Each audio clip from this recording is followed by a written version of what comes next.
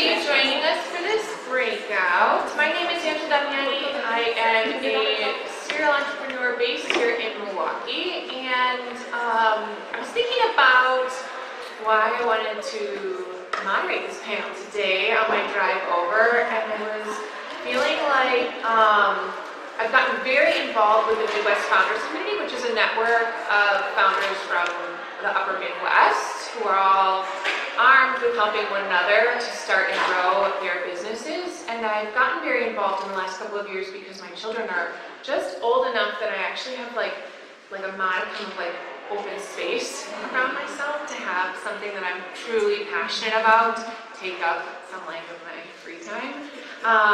But I am super excited to get into this conversation about what it's like to be a female founder. This is my mom, everybody, so. Oh. Wow. I was like, where's my mother? Sorry to interrupt. Perfect. Sorry I didn't bring you along. Well, we're going to talk about all things, but let's start with introductions. Why don't we start all the way at the end? Tell me your name, the company you founded, and what stage would you say you're at? Okay, so I'm Steph Schertz. My company is Bushyl, which is a fragrance-based product company. So I do candles, perfume, soap, reed diffusers, all that stuff. And actually my 3-year anniversary is on Friday. So I am in the first 3 years. This was something I would never have guessed I would be doing. And when COVID hit and I had 2 young kids, I had to back out of the job that I had lined up like the week before we all locked down. And I just discovered this through honestly watching YouTube videos. So it still feels very early on to me. Every 6 months I feel like I'm headed in a direction that I didn't expect, which is exciting but also really hard to plan for. So I love having conversations like these because it's always fun to hear other people's stories. I'm Markewicz. I'm the founder of Lotza. It's a sparkling citrus punch that combats the negative effects of alcohol. I'm sure we'll get more into each of our businesses soon. I'm at the early stages. A year and a half ago is when we started. We did about 9 months of R&D with my medical team and my formulator, and we've had product for about 9 months. So the first 6 months has been liquid to lips, getting all the girlies to try it. We're targeting females, and we are just wrapping up some big changes to our formula and to our branding, our positioning from what we learned those first 6 months. So now we're like, the slingshot's pulled back, we're ready to grow. We're talking to distributors, we're in growth phase, I would say. Hi, I'm just going to do this. Hi, I'm Britt Gottschalk. I'm the founder and CEO at NEWaukee. We are a biotechnology company that's focused on real-world solutions. We empower people that are underrepresented in clinical research to get more involved and compensate them fairly for their data. So when I say underrepresented, I mean, I think most of us know the population out here that a lot of data is collected on, and surprisingly, it's not us, it's not women, and it's especially not women of color. It's especially not people that have rare diseases, rare conditions, or rare cancers. If you want to take a guess, it's actually middle-aged white men, and that's because of their ability to afford going to the doctor, proximity to clinics, and getting different types of healthcare that they need. So when we compensate for access to data, we get people more involved in the drug development process, clinical trials, screening, and also being able to get them involved with CROs, clinical research facilities, pharmaceutical companies. And the difference is, they're already using our data, right? But with using GenomeMe as the platform, they're compensated fairly each and every time their data is used for participation in clinical trials and studies, as well as any other health tech uses for data. So that's a key differentiator. Been around for about 3 years. Took about 2 of those years to develop the platform, hit the market at the end of 2023. We have started generating revenue, found a product market fit, and are currently in, I would say, the early growth phase stages. So it's been a ride. And we're based here in Milwaukee. Hi, I'm Stephanie Hoskins. My startup is Devil.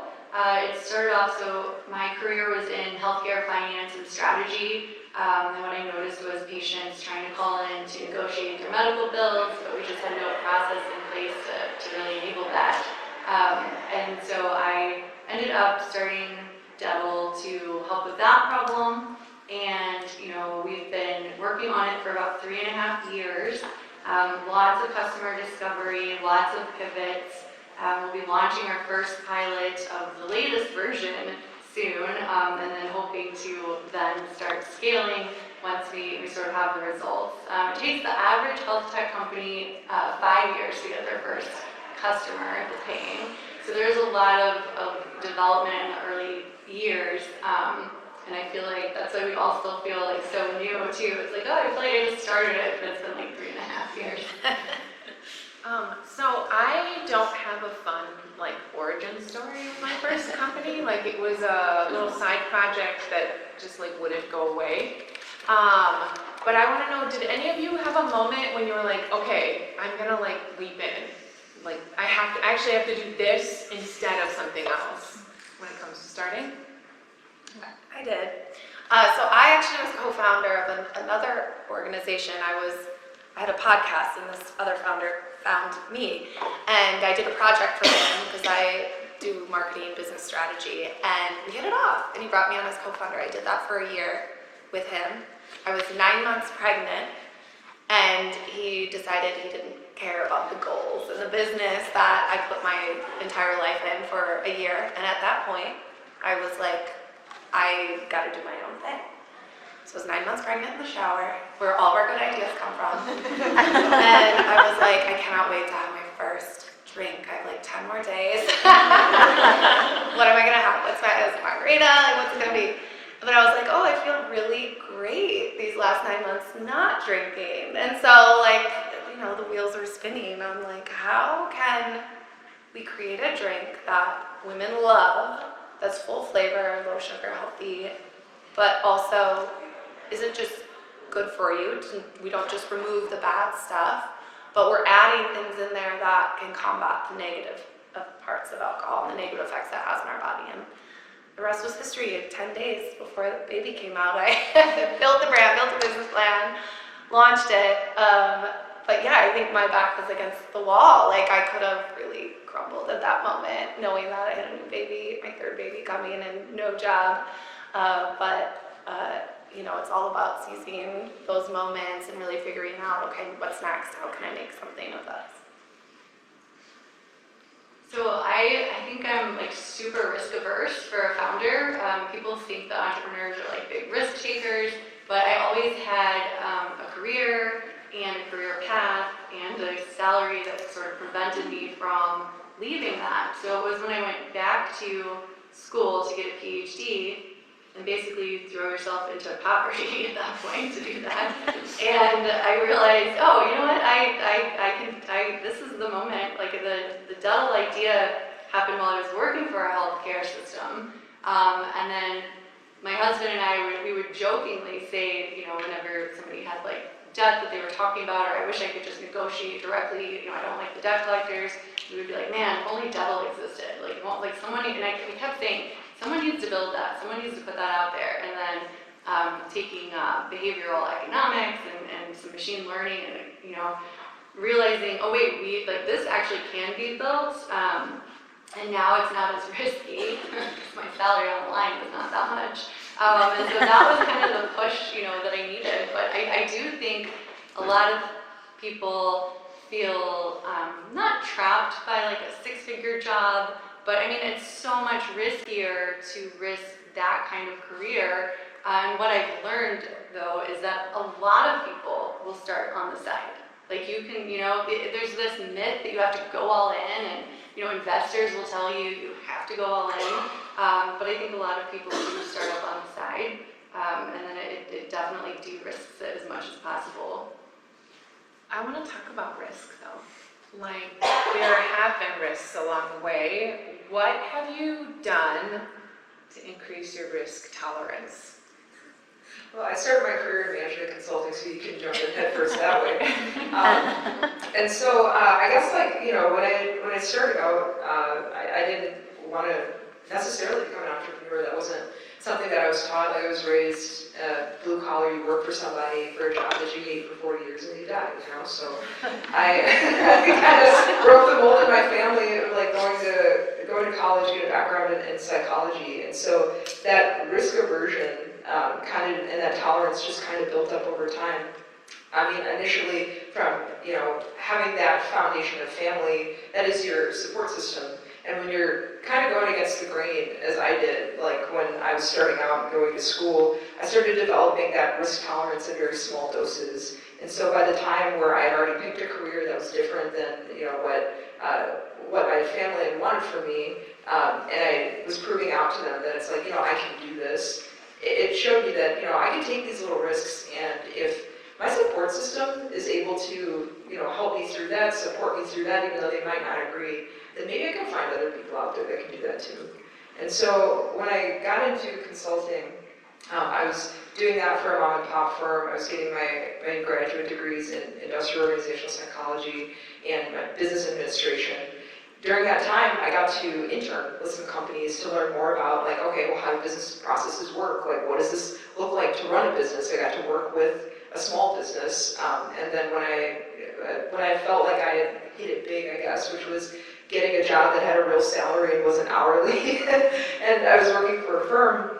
At that point, I felt like I could take as many risks as possible, and then just kind of course correct based on what was happening in my career. So the biggest risk was becoming an entrepreneur, and it was because I wasn't happy with what I was doing. In the world of management consulting, at least in my experience, it's very difficult to move up through the ranks, so to speak. Felt like my ideas weren't getting listened to, people were taking credit for them. And I was like, I can do this better myself. So I started my first company, which is a management consulting firm. And then through that process, was able to figure out really interesting problems to solve outside of just people and process. And during that time, the pandemic was hitting. And so I think that was a time where all of us had these come to Jesus moments, right? We're like, what am I doing with my life? Do I like what I'm doing with my life? If this is the time to take a chance, it's now. We don't even know if we're going to be here in 6 months to a year. I mean, when COVID was early, right? And so that's kind of what got me to this point. Where I closed down my consulting firm, started NEWaukee, because I pitched an idea to an investor in NEWaukee that took a bet on us in 2021 when it was just an idea. So to give you like just a high-level overview of what the platform does and why it took 2 years to build, it exchanges health data. So it links electronic health records with genetic and genomic reports. So think anything from like your Epic MyChart, clinical summary with a 23andMe Ancestry.com or a whole sequence genome report you get from a kit provider. And then it transmits that through the platform, and then it's able to be queried and searched by specific criteria on the other side by research organizations. They pay for it, and then you get a payout on the other end. So in any case, going through that, and that was the idea. I just kept taking risks after that, because I kept finding people that believed. And I think that can be true, right? Like if you take a baby risk, you can kind of like build up your tolerance. What has happened to you? What risks have you taken, and how have you gotten more risks? Well, what's nice about my business is that I could start very small. So I can make a batch of soap and sell that and then go from there. Obviously there's startup costs, but it's like supplies and sort of basic stuff. But I think, it's like reaching out to my first store to see if they wanted to carry my line felt like a risk because I was so scared of I don't know what I thought people were gonna say. Worst case scenario is how dare you come to us with soap and ask if we sell it? It's like the worst case scenario is really just a non-answer, which is fine.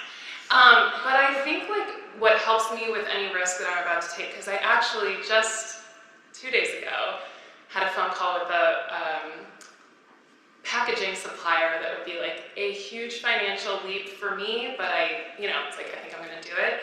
And there's this spiritual podcaster that I follow who talks about expanders, is what she calls them. Which one? Her name is Lacey Phillips. It's to be magnetic.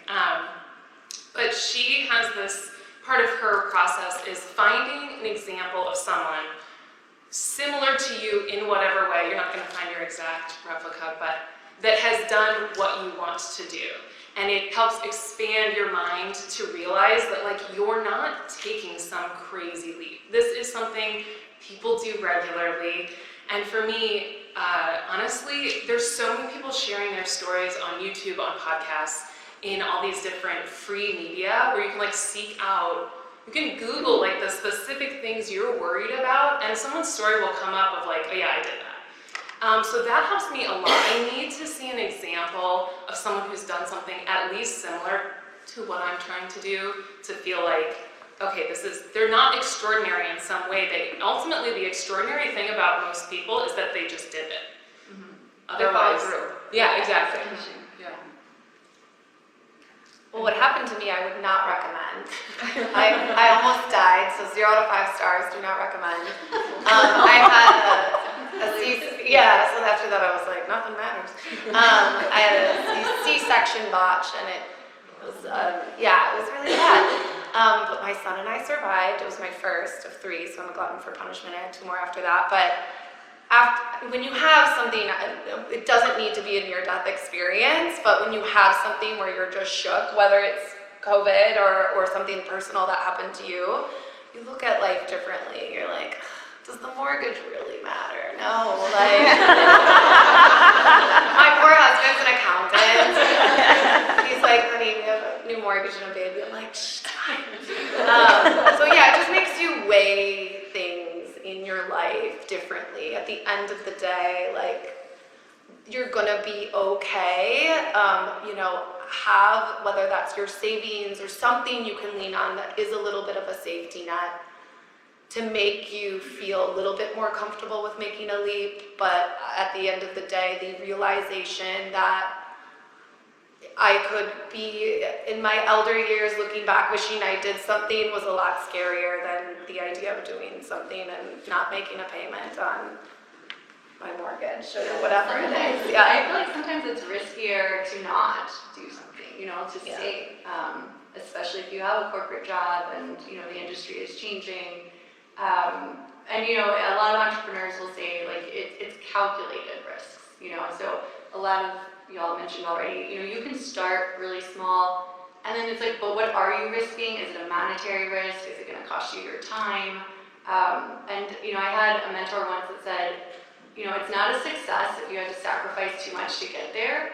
And so if you, are in a path where you are sacrificing opportunities, sometimes that can be like just as risky or even riskier. And it really, you can get so much market validation and you can get so far along before you really even have to spend $1. Or, for us it was, we didn't take a honeymoon. We used that money, and now I'm like, well, would I rather have a honeymoon or a company? And so it's like, it's not necessarily making huge sacrifices, but it's just, for some people, doing the side gig, you are actually preventing sacrifices that had you stayed. But remember, I was on a path of academia, which is like torture, so.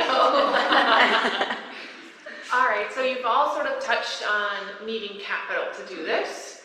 And I know some of you raised money, some of you have done unconventional things. Talk about how you funded your business and things you've learned going down that path. You mentioned you had like an early investor take a chance. Yeah, I guess for my first company, I bootstrapped that. It was a consulting firm, so I didn't need a ton of money to start. But as I, got through that, started my second business, closed that one down, had some capital left over, not enough to build like a SaaS platform, but was able to get in with an investor in Milwaukee, Gateway Capital. Dana Guthrie is the managing partner there. This was in 2021, so money was cheap and people were throwing it, and it was taking big bets on ideas from the VC space, and that was the first introduction I really had to investors. And if I could have bootstrapped what I'm doing now, I definitely would have. But overall, the cost of the platform and operational costs, it just wasn't going to work at the time. But I guess some things that I've noticed when you are somebody who takes that chance and you're going to be a founder, you have an idea, it's important to have that confidence in yourself. And I can't understate that enough, because imposter syndrome is very real. I think it affects women a lot more than it does men. And if you look at the numbers in terms of investments made by different VC firms and private equity firms, the majority of the people that are investing are men. And you know, with the bubble that's been bursting from things that have been happening, we're negative in the VC space, valuations have been blown out of the water. The ones that created those problems were men. We need more people that are practical, that understand how to manage risk and tolerance and money. And a lot of times that comes back to, you know, us having a more grounded view of, okay, what do we need to take care of? How do we get through paying the bills every day? Not to say that men don't, but I do think that we sell ourselves short when it comes to believing in ourselves and selling ourselves as people that can actually do the dang thing. So, I mean, I kind of went on a tangent, but. Well, my story I would not consider financial advice, but I do love a 0% APR credit card for like 18 months. That's mostly what I started with because I needed bulk supplies and bulk packaging. And luckily that's a small enough number that I could get approved for a credit card that would cover a lot of it. I did get one grant, and it was a $10,000 grant from the Wisconsin Economic Business Development Corporation. Thank you. And the way I found out about it, God bless anyone who applies to grants, by the way, what a nightmare that process was. But I found out about it because I read an article about another business owner in Wisconsin who was like, I got a grant, and I was like, oh wait, I think that applies to me too. So I think with all of this stuff, I think consuming as much information as you can about other people doing what you want to do helps uncover these little things that you would have never expected. So, I guess, show of hands, how many of you have a business or want to start a business? Okay, so keep your hands up if you want like more of a business, like a high growth business versus a lifestyle business where it's enough for you and your family. High growth. Okay. So unless your hands are still up, don't get VC money.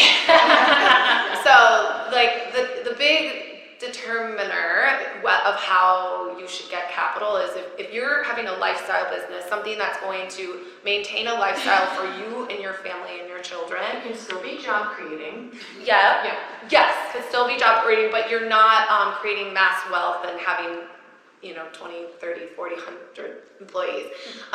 You don't want to go on the circuit of raising capital. If you do have a situation where like, I want to sell this for $300 million, then you're gonna need to go into that VC route. And I've been bootstrapped to date as well, and it's a trade-off. It's nice because I'm not a steward of anybody's money but my own. But I am now on the VC circuit, so we're dating. No one wants me. PTSD. No, it's a journey. I would say people usually say it's a numbers game. It is not a numbers game. I recommend against that. Like, I would look at other businesses that are similar to yours. Look at the people who invested in those businesses. Then dive into those people and figure out what else they have invested in, and narrow in on less than 10 people or organizations or family funds or angels, whatever it is. Doesn't necessarily need to be a venture cap firm. Hone in on them because they have invested in a similar business, and then have they exited? Which of those businesses have failed? Go into them and say, this is why I'm going to be like the businesses that you have invested in that were successful. This is why I'm not going to be like the ones that you invested in that were failures. But again, credit cards, grants. A smart thing about grants, because it is hell to go through those applications, is what I did is the questions, 90% of the questions on these grants are the same across the board. So what I did was I just had a Google Doc. I wrote out all of the questions. If you go to skip.com or skip.co, they have AI that will rewrite all of your stuff too, which is really nice. Obviously for free what they do because we know how they can be, but it actually is really a really good platform. They can also deliver all the grants that you qualify for and apply for you.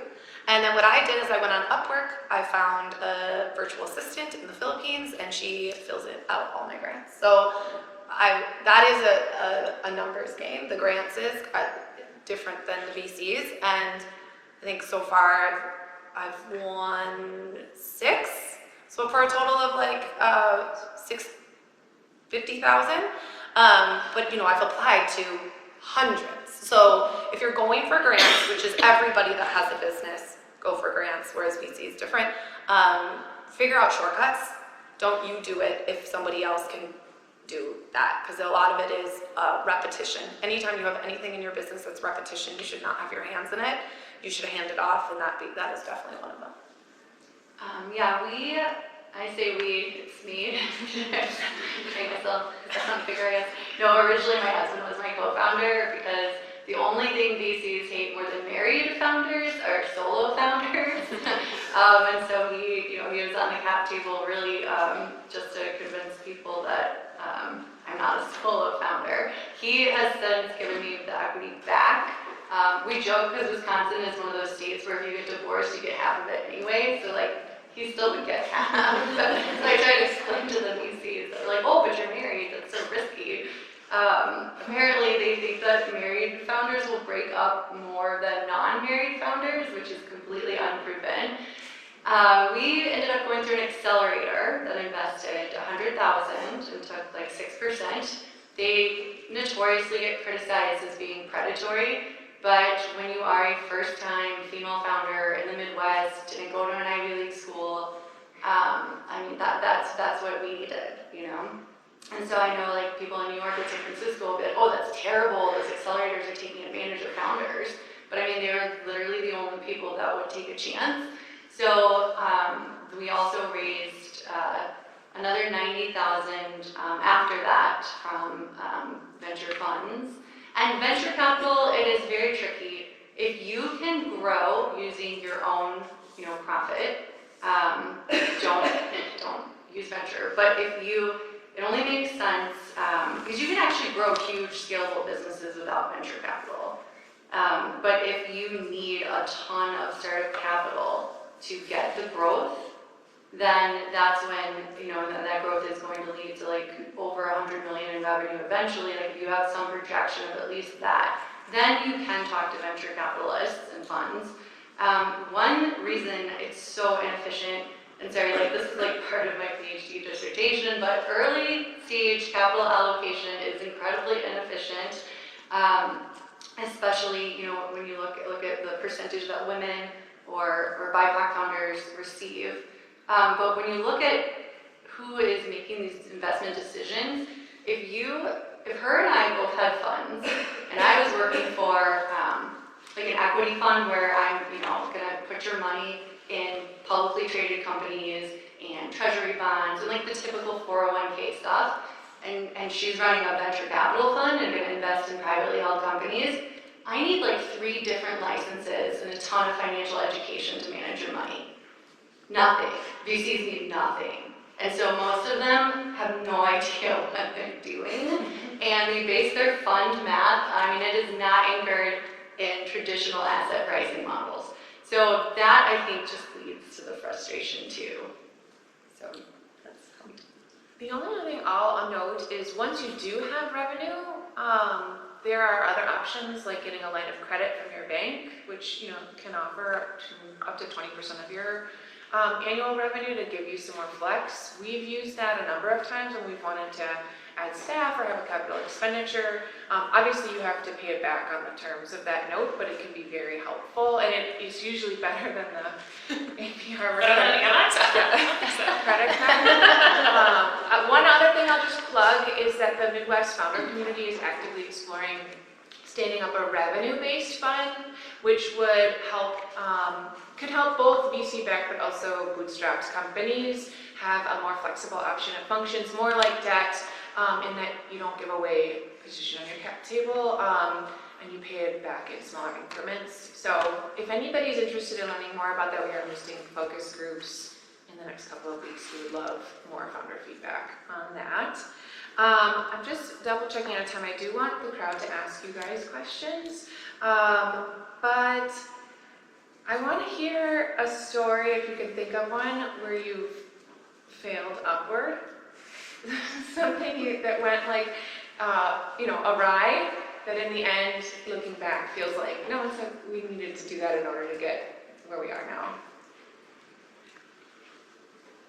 That's a great question. Or just, there's still an oh shit moment. I guess. Our first production run, we go through, I have a formulator, we taste test, we make it perfect, and then they deliver that recipe to the co-packer, co-manufacturer. This applies to most food and beverage companies, and it's all CPG. And the co-packer had a different pasteurization process than our formulator. Long story short, our product did not turn out well, and it was unfortunately unable to be identified until after 10,000 cans had already been mixed. So we lost $30,000 our first production run, which as a bootstrap company was rough. So that didn't allow us to fill up. However, every failure, if you don't fail, you learn, or whatever, there's the sayings. So what I learned from that was, and it applies to everyone, regardless of what type of business you want to found, there are going to be experts that you have to work with throughout your journey as an entrepreneur. People think like being an entrepreneur is very lonely. Yes, kind of, but you are working with a ton. You're managing a bunch of different partners, stakeholders, and the co-packer was supposed to be an expert at manufacturing the product. The formulator was supposed to be an expert at making sure we had a scalable formula. So I looked to them as experts. Trust no one. No, just kidding. But no, don't trust anybody. You are responsible.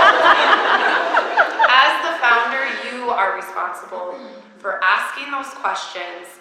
I look back and I'm like, I should have asked, is the pasteurization process that you delivered the product with at the formulation level the same as the pasteurization process at the manufacturing level? I am new to this. I did not know to ask that.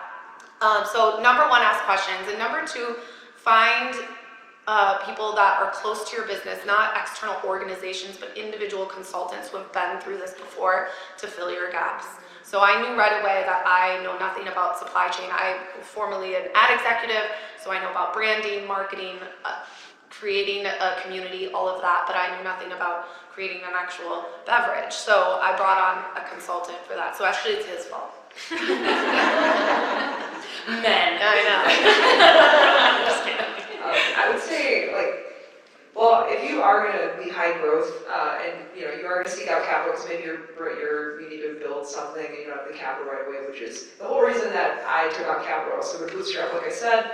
But if you are going to do that, one, make sure that you have a product that is already generating some revenue, or you can show traction, because in today's climate, to try to raise VC money, it's going to be near impossible if you don't have any kind of product market fit. It's just how it is right now. I'm speaking primarily for the experience that I have in the biotech sector. But also, I will say, if you are going to be high growth, and you do have a lot of capital to play with, be careful, because there are people out here that, because of that, they will try to take advantage of you, and they will say that they want to help, and then you'll believe them. You be naive and be like, oh, well, they have credentials from this place, and they've got a background working here. And then you bring them on and they don't really do much and they don't deliver. So be smart about when you write contracts, get a lawyer to look it over. References, somebody that you trust as well. And, if it's not working out, don't be afraid to cut them. Don't be afraid to cut them right away, because that capital is something that is very precious. So you're going to want to continue to make that go as long as possible. And these are things that I'm speaking from personal experience on, because when you start and people are excited about an idea and you're generating that buzz, everybody wants to help. But you got to be specific around the kinds of help that you'll need, and you want to be specific to them about the kinds of help that you're going to want from them. So there's also that. I'd also say, you're probably going to fail every day at something, right? So don't hold yourself accountable, but don't be too hard on yourself, because you learn from that. Like you said, it is something that you're not gonna be able to grow from it if you don't fail. So fail fast is another way to think about it. And when one door closes, another one opens, and something didn't go through, it's probably for a reason, and that reason is probably to benefit you. Every no gets closer to a yes. So Yeah, I'd say that. Can I say something about the failing fast thing? Because I remember hearing that a lot, and it made no sense to me until I started failing slow. So failing slow means like you are not, okay, so to fail fast, you collect data and you do things in small amounts. So you're moving forward, but you're not putting too much time and too much money in it before you identify whether that thing, and there's going to be a million of those things in your business, until you identify whether or not that thing is going to be successful. And you're going to have the data before you even go in. At what point am I going to be able to have enough data to be able to tell me whether or not this thing was successful or not? And how do I interpret that data to know whether that means I should pull the plug on it or I should pivot, make tweaks and try again on that thing? So that's what failing fast means. It's a blessing to do that, because if you fail slow, you're spending a lot of time and money on something that you won't realize until a year later that it was all a waste and you can never go back. So if you're failing fast, then that you have the ability to keep going as an entrepreneur. So it is the #1 lesson for sure. The only thing I'll add before I open up to questions is just that I have gotten to the point in my history as an entrepreneur where we ran out of money, like we had like negative money in the account. And we like still found like something to laugh at. You know what I mean? Like I realized that like, you know, I'm the one that stops us from keeping going. Like we're gonna just keep going until I don't want to do this anymore. And I think everyone has that innate like ability, but you know, finding a way to like tap into it. And realizing that like you're in charge of your own destiny, right? Like you decide. And then actually like when it comes to risk assessment or analysis of the data or whatever, like as soon as you can be clear about what it is you want, it's much easier to look at the whole forest and be able to see through the trees. Okay, so questions from the group, from our esteemed panelists. Whoever asks a question, I have gift bags of Lotza over here.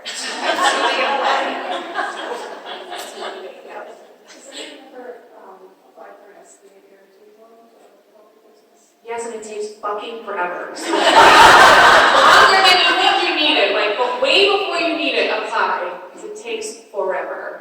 Yeah.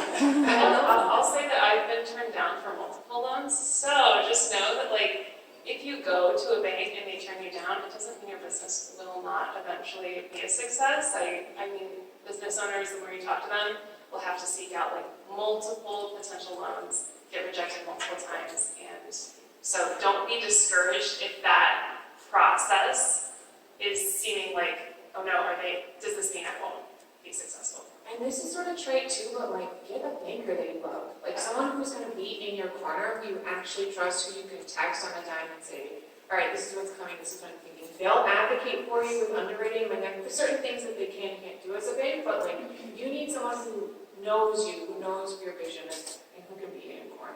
Also, if you're in STEM, there is a National Science Foundation that has an American Seed Fund that will offer anywhere from $500,000 to $2 million. Again, that's a grant. That process is brutal and it takes forever. It's government money, but I mean, if you have a good idea that's got traction and it's in STEM, you can apply for that one as well.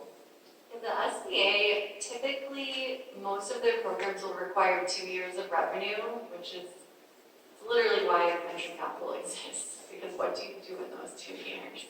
And there's a lot of resources, so the SBA will have usually like a consultant for the region, and they're always having these like weird programs where they're like, oh, you might actually fit in this bucket. So it is worth reaching out and seeing like what they have going on. The government is like constantly rebranding stuff and rolling things out and trying to get like election year, coverage on things. So it's worth reaching out and trying to figure out what you are eligible for.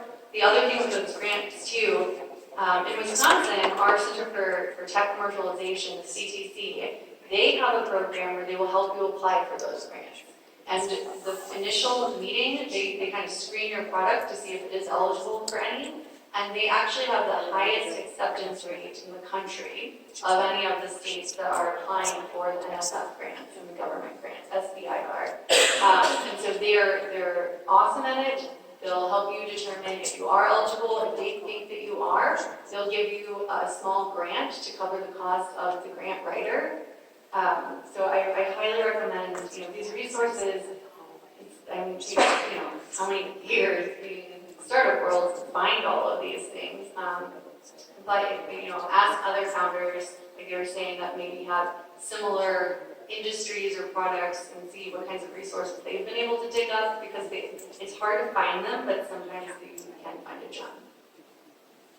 At skip grants, I think I mentioned, we put in everything about you and your business, and it will automatically skip back out all the grants that you can apply for and their deadlines and what the requirements are. And Female Founder World has like a Google sheet. So you just go to Google Female Founder World, and they keep a Google sheet up to date of all the grants for female founders in the U.S. So being an entrepreneur is hard. So what do you ladies do to have this positive mindset and help you navigate through your challenges and the ups and downs? Deep into hot hit, which is just like the sadomasochistic experience. 45 minutes and 110 degrees. You kind of have to like it. Like I said, I was a glutton for punishment. Like, you kind of have to like the challenge. If you're someone that gets offended really easy or gets beat down really easy, all entrepreneurs I think suffer from some form of anxiety, so I don't want to say, but like, you have to have some sort of weird sadistic enjoyment for failure. But it's addicting, isn't it? Yeah. I do know some founders where I'm like, you shouldn't be a founder. And you know how they say, like, you're born to be a founder, blah, blah, blah. It's not something you're born with, you're not. It's over time training yourself to be able to take those hits with stride and not let every single thing be like, I'm going to cry myself to sleep tonight. Because again, it's the journey. There is no end. People that are successful exits, there's so many stories about them going mentally insane after that, because they're like, what am I doing with my life now? Like, so you have to enjoy the process and find joy in. And when you have those great moments, so like I have a bottle of champagne in my fridge right now. I always have a bottle of champagne in my fridge, because when those small victories happen, you have to pop the champagne. Like, you have to take a minute to really savor it and really realize, you have those good moments. And so many of those small victories just get brushed up immediately the next milestone. Another thing that helps is, like, if you look at where you are month over month, it's not always growth, and that can be kind of depressing. So if you have a bad quarter or a bad month, you just look at where you are year over year, and then you really see the progress that you've made. I was jokingly saying Peloton, but the reason I say that is because, you have to have a high level of mental resilience. You have to do the things that are going to make you remember why you're doing it. You have to be in love with the process. And the other thing to remember is that, you got to be brutally honest, because starting a business isn't for everybody. And there are going to be days that are very dark. But, sometimes the win of that day is, okay, you woke up and you worked. You just got up and you did it. And it's okay to have those days. I'd also say, like, taking care of yourself. Do not put yourself to the side. Make sure that you have those coffee dates with your girlfriends. You go out and you have a good time with them. You have your support system, whether that's through an advisory board or just some mentors or people that you trust. And also treat yourself right. If you can't assist others before if you don't put your own mask on first, right? So whether that's going for a walk, journaling, eating right, exercising, anything there, playing with your dog, whatever it is. When you journal, I literally just heard this earlier this week. Every day write down what is something that was good that happened to me today. So then you actually have to sit there and think about all of the good things, and you have to find something to write down. And going along with that, with the journaling, is if you write down every single week what you accomplished, and when you have those moments of I am going nowhere with this, then you can look back. We have short-term memories, and you can look back at your weekly accomplishments of the last year and be like, okay, I am definitely making traction more than I realized. So if you write it down, you'll remember. Also, it's okay to like feel pissed off, like too. So don't just try to like push that to the side. Like just feel what you gotta feel in the moment, and then remember who you are, get back to what you gotta do. Yeah, I would say talking with customers or potential customers, like people who absolutely love your product. I mean, I pitched 200 VCs, right? Only 3 said yes. So it's a lot of no's. And sometimes you get kind of down about all of the rejection. But then if you talk to, for me, it's the people who want to pilot Double and like how it's going to improve their workflows and improve their patients' lives. And it's like, you'll talk to people who are just so excited, they like want your product now. And like that is so like one customer that is thrilled to use Double is like worth more than 500 rejections from people who aren't my customer. I have just like a quick two-part question. I wanted to thank you all. This is so amazing and such, really courageously to share all of these insights. I wondered, I've heard this maxim that you should work on your business as much as you can as visit in your business. And I wondered what your thoughts are on that. And then I also was wondering about the West founders community. For sure. It's a free membership. Just go to thefounder.community, join. We get to have conversations like this all the time. We're having like a little mini meeting outside in the hallway, like triaging some like product stuff between one another. It's a group of people who are here for one another and who share community, access to capital, and customers with one another. So yes, wholeheartedly endorse that. I'm sorry, your first question was? Have you found those that you get with Oh yeah, but it's really hard. Yeah, that goes back to what I mentioned about anything that's repetitive that you're doing, like you should not be doing it. So like I'm a huge process person, whether you use Process Tree or just Google Sheets, like literally map out what that process is. Like for example, the grant applications. Like I was like, I'm writing the same stuff over and over again. I can't something to do this. So I like wrote out my criteria for identifying grants. I wrote out all of my responses, and I did a video screen share, exactly walk step by step what to do, and I handed it off. I've done that probably 40 different times for other tasks in my business so that I can step away from that stuff, and I have junior level people doing that stuff that costs less than $10 an hour for them to do it, so now I can take a step back and work more strategically on my business, only focus on the stuff that requires my perspective, my brain power, my experience that I brought into the business. My experience is a little bit different because I literally have to work. I make everything. So like, it's like I have to have time where I'm working in the business because otherwise products don't go out. And so for me, finding the division between working on the business is usually, like, if I'm being really good about it, it's a weekly check-in where I ask myself check in on my monthly goals and my quarterly goals and my yearly goals, and like, where am I at with each of those things, and like, what has fallen off, what could I add into this week that helps me get closer to those, because especially with what I do, like, it's really easy to just be filling orders and be like, that's enough work, I'm exhausted, but then things don't grow the way I want them to. So I feel like once a week has been enough for me to like, I'm obviously always thinking about it, but to like really make a concerted effort to refocus myself. I'm not going to tell you, like the honest to God truth is I've been doing this for 15 years and I wake up once a night with an idea of what project or whatever, and I email myself the idea in the subject line. So I'm like, oh yeah, I want to be able to do that too. Like, it's okay to be obsessive about this too. I feel like we don't allow that. Like as women, we're supposed to be like also mothers and also looking for balance and all that. And it's okay to be ambitious. It's okay to go all in. It's okay to have this be something that you're obsessed with. And I just hope that ideally we're inspiring all of you. If you have an idea to jump in the pool, like the water's warm, you'll be fine. Thank you guys so much.